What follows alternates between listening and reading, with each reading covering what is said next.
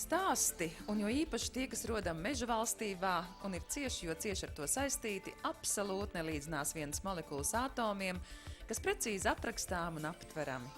Kas ir 10 meža stāsti, kurus vasaras un rudens gaitā jums esam izstāstījuši? Attiecībā pret meža vērtību, vien mazs sīkumiņš, vien vēlēšanās lielajam skeptiķim, kurš joprojām cieši turas pie uzskata, ka Latvijā cirvis un zāģis ir galvenie meža vērtības noteicēji, tomēr censties pierādīt, ka gadiem ejot attieksmē pret savas valsts lielāko atjaunojamo resursu mežu, esam kļuvuši nesalīdzināmi saimnieciskāki un tālredzīgāki.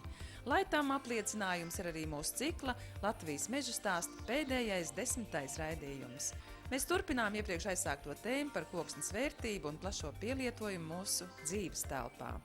Latvijas meži globālā ietvarā. Nu pat rudens pusē notika starptautiska konference un vēl citas nozīmīgas sanākšanas, kurās daudz tika spriest par mežu un ar to saistīto nozaru sadarbības izaicinājumiem un nākotnes perspektīvām. Situācija mainās ļoti strauji gan ap meža nozari, gan pašā meža nozarē. Un dažkārt cilvēkam strādājot ikdienas problēmās ar savām rutīnas lietām, viņam trūkst iespējas paskatīties pavisam no citas skatu punkta, kaut nedaudz justies, teiksim, pēdējo zinātnes un tehnoloģisko sasniegumu pašā frontes līnijā, pirmajā frontes līnijā. Un tā ir tā iespēja, ko šoreiz dod šī konference. Šeit ir uzaicināti tik tiešām viss tālāk tikušie zinātnieki no Eiropas, kas pastāstīs Latvijas meža nozarei un citiem lēmumu pieņēmējiem Latvijā, ko galu galā var sagaidīt no meža nozares, kādi izaicinājumi, bet arī kādas perspektīvas, kādus solījumus var dot meža nozara, ejot tik strauji gan klimata izmaiņu virzienā, gan arī jaunu nebijušu tehnoloģiju attīstībā. Es noteikti gribētu akcentēt to, kam ir veltīta liela daļa no šīs konferences, un tā ir koksnes izmantošana enerģētikā. Un tā tik tiešām ir labi aizmirsta patiesība. Mēs jau 10 tūkstošus gadus atpakaļ mācējām sildīties pie uguns, bet šobrīd par labu vērtībām mēs esam ļoti atkarīgi no fosilā kurināmā, no akmeņoglēm, no naftas un tās produktiem. Un ir pienācis brīdis, kad mūsu daba spiež atgriezties atpakaļ pie pirmsākumiem, bet jau jaunā kvalitātē. Un tas ir milzīgs tehnoloģija attīstības laiks šobrīd, kad koks tiek visdažādākos veidos pārveidots tā, lai iegūtu maksimālo efektivitāti tieši enerģētikā. Un domāju, ka tam ir milzīga nākotne, tīpaši tik mežainā valstī kā Latvija. Vai mums jau ir tādi cerīgi projekti, kas liek justies optimistiski šai ziņā? Ir ļoti, ļoti cerīgi mērķi, teiksim tā. Ļoti cerīgi mērķi, un tā skaitā arī akciju sabiedrība Latvijas valsts meži šeit nestāv malā. Mūsu saražotās enerģētiskās koksnes apjoma, tā ir koksne, kas ir piemērota izmantošanai enerģētikā, augi gadus, un domāju, ka mēs vēl kļūsim par lieciniekiem, kad Latvijas valsts meži iespējams pat ar savām investīcijām palīdzēs mums sildīties pie daudz zaļāk siltuma nekā līdz šim. Tā arī tā skaitā ir koksne, kurai šobrīd pielietojuma nav nekāda, kur tradicionāli vienmēr paliek mežā sapūšanai, tās ir zari. Noteikti, kad arī jebkurš skatītājs būs ievērojis, sēņojot, būs ievērojis, ka pie izcirtumiem mēdz parādīties jau milzīgas zaru kaudzes, kas ir sagatavotas promvešanai. Nākotnē tie ir noteikti celmi. Domāju, ka gribu solīt, ka jūs drīzumā redzēsiet arī celmu kaudzes pie izcirtumiem. Nu, un, protams, ka tās arī ir ātraudzīgās koku sugas, īpaši tā ir apse, kuras ātraudzīgāko īpaņu pētījumos akciju sabiedrība Latvijas valsts meži izdara ļoti lielas cerības un ir jau 5 gadus atpakaļ iestartējis programmas. Principā apse tas ir Latvijas eikalipts, kurš var parādīt milzīgus, neticamus augšanas rādītājus ļoti īsā laika posmā. Un tagad mēs pārcelsimies uz Kalsno, lai to visu paskatītos dzīvē. Šeit mums ir Meristēma laboratorija. 2006. gadā viņa ir nodota eksploatācijā. Audzējam hibrīdo apsi. Tātad tas ir Amerikas un parastās apses starpsugu hibrīds. Krustojums, teiksim. Ja? Kāpēc mums tādu vajag? Tas ir koksne, kas uzrāda ļoti lielu atraudzību uz to, kad viņiem ilgs veģetācijas periods, un to viņi 25 gados cērtam vienreiz, paiet vēl 20 gadi otrais to pašu mežu, un vēl teorētiski 3. reizi varam. 75 gados tā tad varam 3 reizes ražu iegūt. Galvenais ir tas veģetācijas periods garais, jo citiem jau lapas ir nobirušas, viņiem vēl zaļas lapas ir, te varam redzēt uz poligona. Vēl auggrieztamās. Arī, ka lapa nobirst, arī ar stumbru to augšanu vēl veids. Mums ir tāds uzstādījums tagad ražot 500 000 gadā. Pagājušajā gadā mums bija 200 000 saražots apmēram, tur notirgots pašreiz ir kādīs 150 000. Šogad, nākošais gads mums jābūt 500 000 uz realizāciju. Tas jau nav vairs eksperiments, tas jau ir ražošana. Daudz ko ņemam no somiem, jo Somija ir pirmo apriti šīm audzēm jau nocirtuši, audzē otru apriti kādus 10-15 gadus jau. Latvijas ilgspējīgas attīstības stratēģijas izstrādes gaitā, liekot kopā gudros prātus, cita starpā tiek meklēti arī visdažādākie ceļi mūsu energoneatkarības iespējām un nākotnes risinājumiem. Es domāju, kas attiecās uz mūsu lielāko atjaunojamo resursu koksni. Tas, kas būs redzams, būs tas, ka pēc cirsmām nebūs atstāta vesela kaudze izmantojama koka sapūšanai mežā, ka netiks eksportēts uz ārpusi tā enerģētiskā koksta, ko mēs varam izmantot iekšēji. Un nav runa par to, ka tas būtu kaut kāda administratīva ierobežojuma, runa tīri par ekonomiskiem apsvērumiem, par ilgtermiņu līgumiem ar šīm pašām elektrostacijām. Tas, kas būs dabā redzams, būs iespējams arī enerģētisko kokstu sugu vai kārklu vai kādu savādāku stādījumi, piemēram, tās pašas enerģētiskās apses, hibrīda apses, kas varētu atsevišķos gadījumos pamainīt Latvijas ainavu, bet es nedomāju, ka uz slikto pusi, jo patreiz liela daļa zemes, kur būtu izmantojama šāda veida audzējumi, vienkārši ir pamests un pamazām tur uzaug tas mežs, kuru dabīgā kārtā tur iekārtojās. Līdz ar to, es domāju, vairāk mēs runājam par tādu pārdomātāku, saimnieciskāku darbību, nevis radikālām pārmaiņām, ka kaut kas būs pilnīgi savādāk. Pēc ļoti piecīgiem aprēķiniem kurināmā koksnes resursu šobrīd ir 7,2 miljonu kubikmetru koksnes. Šo apjomu var arī palielināt ar dažādām metodēm. Un arī ir dažādi aprēķini, cik daudz enerģijas var iegūt no šīs koksnes, bet ja mēs tā ļoti konservatīvi rēķinām, tad, ja visu šo koksni mēs izmantotu koģenerācijas režīmā, tad mēs nosektu gandrīz 2/3 savu siltumu vajadzību un aptuveni 1/3, nedaudz vairāk par 1/3 no elektrības vajadzībām. Kā jūs redzat, cik ātrā laikā tas vispār iespējas pārkārtot šo bāzi uz šo te enerģiju? Laiks un nauda ir cieši saistīti. Var to darīt tīri centralizētā līmenī valsts programmu ietveros, bet ir izmantojams arī cits metods, kā daudzās valstīs vienojās šo resursu īpašnieki, piemēram, lielie meža īpašnieki, tas var būt gan Latvijas valsts meži, gan arī privāti īpašnieki, ar vai nu šīs enerģijas noņēmēju centralizēto, vai ar infrastruktūras īpašnieku, piemēram, centralizēto siltumtīklu īpašniekiem, kas būtu pašvaldības, un kopīgi būvējot šīs ģenerējušās ietaisas, veidojās, biznesa interese abām pusēm par pilnu biznesa ciklu, nevis tikai pārdot, piemēram, šķeldu un viss, bet ģenerēt elektrību jau pašam meža īpašniekam un arī iegūt savu siltumu un savu elektrību pašai pašvaldībai. Mums ir šobrīd jau pietiekama informācijas un izpratnes un pietiekama pieejamās tehnoloģijas pasaulē tirgos, lai mēs sāktu mazināt savu atkarību no fosilā kurināmā.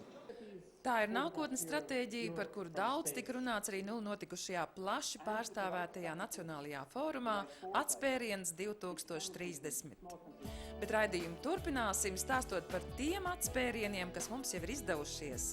Pērngad meža nozars vidū augsto titulu balvu zelta čiekuru saņēma Ventspilī mītošais uzņēmums Jārbo. Šī vieta iekrīt acīs jau pa gabalu un vēstīja, ka koks ir ne tikai uzņēmuma latīniskā vārda ietēvs, bet visas uzņēmēja darbības filozofijas pamatā.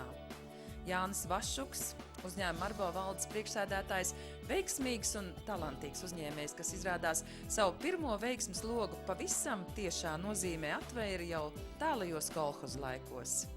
90. gadu sākumā tad, kad mēs bijām tādi ļoti trūcīgi, un mēs nevarējām atļauties šo koku.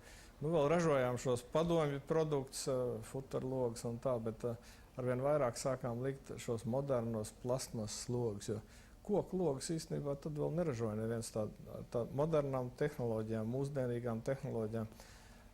Mēs paši sākām ražot viņus tādā Galdnieku darbnīcā kopē, kur šīs tehnoloģijas bija pozīcijas darba galdā, un kuram bija tam Galdniekam meistarība, tas produkts arī tur iznāca. Paši mēs ļoti bieži bijām neapmierināti ar šo produktu. Tad šodien jūs redzējāt šīs modernās tehnoloģijas, kad cilvēks jau neko īstenībā tur neražo gandrīz. Tur visvairāk varbūt ir iesaistīts šajā bēgļu procesā, ka tiek samontēts viņš un ka tiek krāsošanas procesā, ka tur tas cilvēciskais faktors vēl joprojām liels. Tagad cilvēku turībai pieaugot, viņi sāk saprast, ka tomēr šis koka logs viņš ir dārgāks, bet viņš ir daudz kvalitatīvāks. Un, ja sākam runāt par šiem energoresursiem, tad koka logs ir 6 reizes energo mazāk ietilpīgs. Tad plasmas logam ir 6 reizes vairāk enerģija jāpatērē, lai izražotu. Plasmas tiek ražot no naftas produktiem.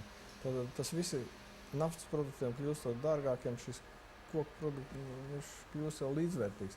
Alumīnija logam 10 reizes vairāk enerģija jāpatērē, lai viņi izražotu. Šobrīd ir tas pārējais periods, kamēr ienāk šī tirgus domāšana arī būvniecībā, logu izvēlē, jo nav jau praktiski lēts un dārgs logs. Ir logs konkrētam mērķim, konkrētai lietošanai no konkrētiem materiāliem. Arhitekti šeit bija cerējuši izmantot alumīniju starpsienās. Mēs arī sākotnēji to piedāvājam, bet sakarā ar energoresursu sadārdzināšanos arī šis alumīnijs ir ārkārtīgi sadārdzinājies. Un viņš šodien maksā 2,5 reizes dārgāk nekā tas maksāja 2 gadus atpakaļ. Mēs šo alumīnu aizstājām ar koku un ieguvām tātad 2,5 reizes lētāku produktu, kurš vizuāli izskatās tieši tāpat, kā būtu no alumīnija šeit gatavots šīs starpsienas. Mums bija vienkārši jāaiziet no situācijas, jo pasūtītājs šo sadārdzinājumu nebija ar mieru sektē, jo mēs jau nezinājām, ka šie energoresursi tik strauji šīs cenas celsies pasaules tirgu un šīs produkti tik dārgi maksās. Mums vajadzēja tātad iziet no situācijas, piedāvāt produktu par to pašu cenu. Mēs ar koku palīdzību to varējām izdarīt un iekļauties šajā sākotnēji piedāvātajā cenā. Šajos gados uzņēmumā, kas tiek uzskatīts par vienu no vismodernākajiem Baltijas valstīs, sasniegtais pasaules klases līmenis palīdz vērt ne tikai logus, bet arī durvis jauniem, ļoti perspektīviem izaicinājumiem. Vieglais koks dendrolaita. Kas tas ir? Izrādās gadu gadiem šis šūnveida materiāls lietot slaveno Fischer slēpju vidusdaļā, lai padarītu tās vieglākas. Līdz kādu dienu šī materiāla izgudrotājam, Fischer firmas darbiniekam Johanam Bergeram, kāds kolēģis lūdz izgatavot savai sievai vieglāku gaļas dēli. Dēli sanāca divi tik vieglas kā iepriekšējais, un tajā brīdī Johans Bergers sapratis, ka viss ģeniālais ir vienkārši. Tā radies materiāla tālāk pielietojums, kurš jau pagūs izraisīt milzu interesi visā pasaulē. Ko mēs tagad, skatoties uz šo paraugu šajā brīdī, uz šo tehnoloģiju, varam cerēt nākotnē? Kā tas mainīs mūsu koku pielietojamību? Ne tikai mēs, bet ļoti daudz jau vēlētos šādu produktu ražot un ir sapratuši, ka viņam patiešām liela nākotne. Kad es pirmo klucīti, kas man bija kabatā, no izstādes paņēmis parādīju Biķa kungām, viņš teica, redzēt, šeit ir pievienotā vērtība. Viņš uzreiz saprata, ka tas patiešām ir labs izgudrojums. Šī materiāla ražošanai mēs varam ļoti zemes kvalitātes koksni izmantot gan zilējuši, gan ar zariem, gan visdažādākos. Un iegūstam ārkārtīgi kvalitatīvu materiālu. Pusi no šī materiāla mēs varam atdot skaidu plašu ražotājiem, celulozes ražotājiem, granulu ražotājiem, tas, kas tiek izņemts ārā. Un no smaga varbūt dēļa, kas dažādi deformējās un kas ir divreiz smagāks, mēs iegūstam ļoti vieglu materiālu, kuram vairs nav vajadzīgas ne vēja izolācijas, ne tvaika izolācijas. Viņš funkcionē faktiski kā guļbūve. Bet viņš nav tikai ēku celtniecībā izmantojams, bet viņš ārkārtīgi plašiem mēbeļu industrijā izmantojams. Tieši panākot, ka viņš ir ļoti, ļoti tādu vieglumu lielu. Un ja par to izolāciju mēs runājam, cik silta varētu būt māja? Ja šāds materiāls būs 20 centimetri, teiksim, caurumoto ķiedeļu vai ķiedeļu ar tiem tukšajiem vidiem, kas ir nevis masīvi. Tad tiem vajadzētu apmēram 1,5 metru bieza siena būvēt. Un tur man nevajag nekādu parakstu Nekādas vatas, nekādas... nekas nav vajadzīgs. Nu, Un mēs dzīvosim ļoti veselīgā vidē. Galvenais jau šī kvalitāte. Tas automatizācijas pakāpe tur var būt tik ārkārtīgi augsti, ja, un viņš tik vienkārši samontējams. Ja. Šobrīd ir jau iepazīstināti daži arhitekti, kuri ir ārkārtīgi aizrāvušies ar šo ideju, ja, un kuri jau strādā jau pie dažādām konstrukcijām, kā viņas varētu veidoties. Jo šeit no šī materiāla var ražot gan sijas līdz 8-9 metru garumā, gan šos paneļus, ja, pārseguma paneļus, sienas. Praktiski jau šīs ir faktiski pirmās idejas, un šeit izpaužās arī šī koksnes daudzveidības īpašība, ka viņi var lietot praktiski visur tur, kur līdz šim lietoja masīvu koksni.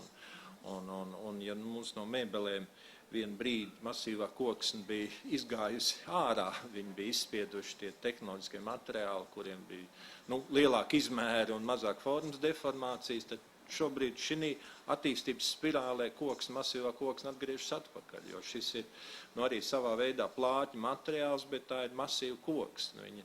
Un to, ko Jānis jau pieminēja, tas šodienas tendences, ka mums ir ļoti, ļoti saspringta cīņa par resursiem, par to koksnes šķiedri, tad šeit ir ļoti laba sakritība. Ir tas, ka mēs varam padalīties ar šo izēju materiālu, ar tām nozarēm, kurām mēs šobrīd ļoti, ļoti, ļoti konkurējam. Mēs varam sākt ar viņiem draudzēties, jo pietiek abiem.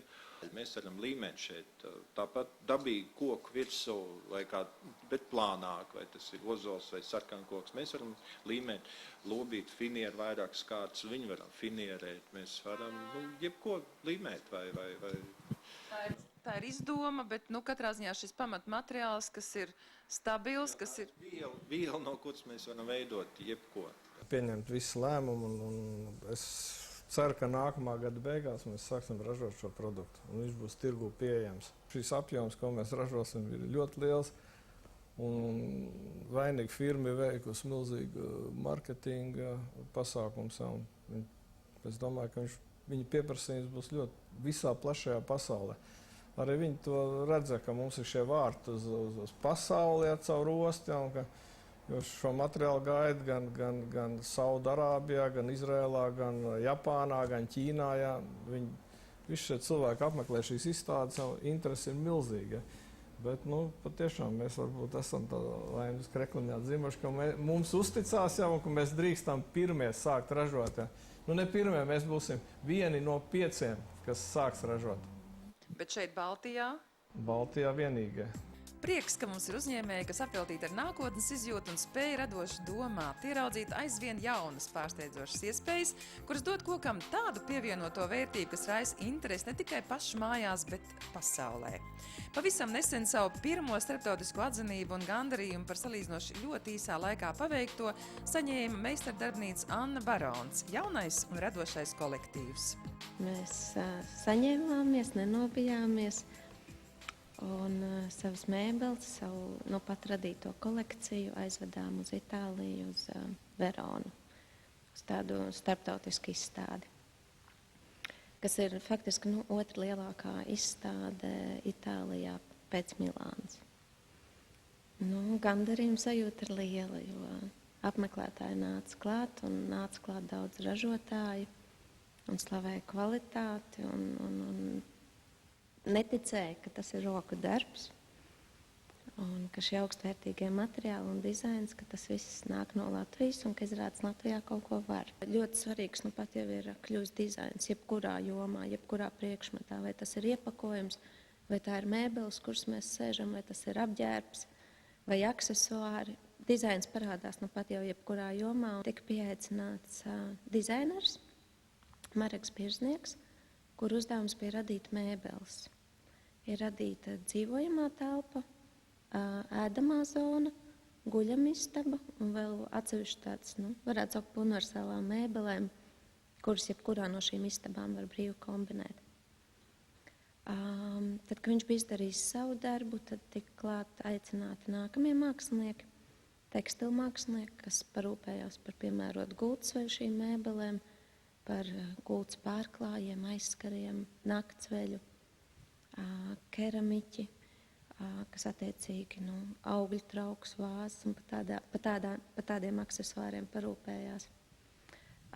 Bronzas mākslinieci, kas radīja atsevišķas figūras šai kolekcijai un rokturus.